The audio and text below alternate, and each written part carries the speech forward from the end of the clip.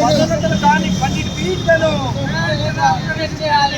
పదోన్నతులు పొందని 12 ఫీట్లను పదోన్నతులు పొందని 12 ఫీట్లను We want justice. We want justice. We want justice.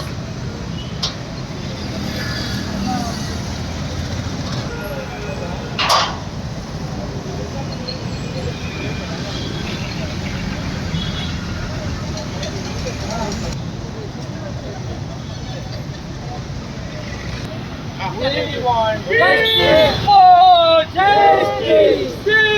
For justice. న్యాయం చేయాలి 12 ఫీట్లను వెంటనే న్యాయం చేయాలి 12 బ్యాక్లాగ్ చేసిన పోస్టులను వెంటనే బ్యాక్లాగ్ చేసిన పోస్టులను వెంటనే సమాన పనికి సమాన వేతనం వెంటనే.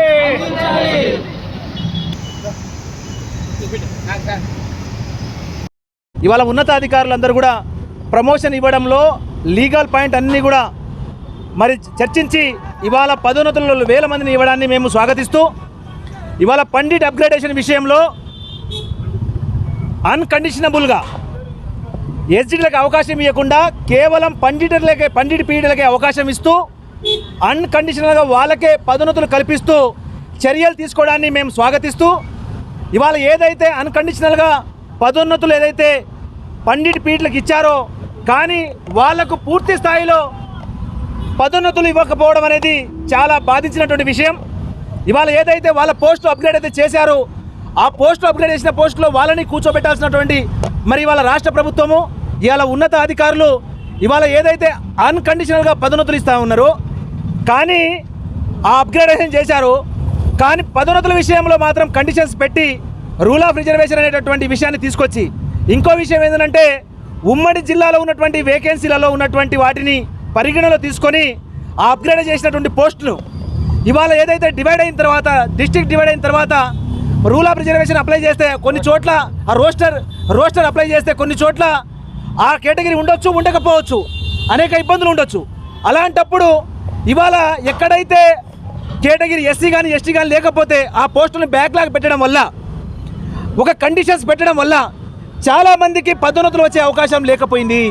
మేము ప్రధానంగా అడిగేటటువంటి ఇవాళ పండిట్ పీఈటీల యొక్క డిమాండ్ ఏంటంటే ఇవాళ మీరు అన్కండిషనల్గా మాకు అవకాశం ఇచ్చి మరి కండిషనల్గా మీరు పదోన్నతులు ఇచ్చే అవకాశం ఇస్తే మేము నష్టపోయే ప్రమాదం ఉంది కాబట్టి without condition as per seniority ప్రకారము పరిగణలోకి తీసుకొని మాకు పదోన్నతులు ఇవ్వమని చెప్పేసి మనము ప్రధానంగా డిమాండ్ చేస్తూ ఉన్నాం.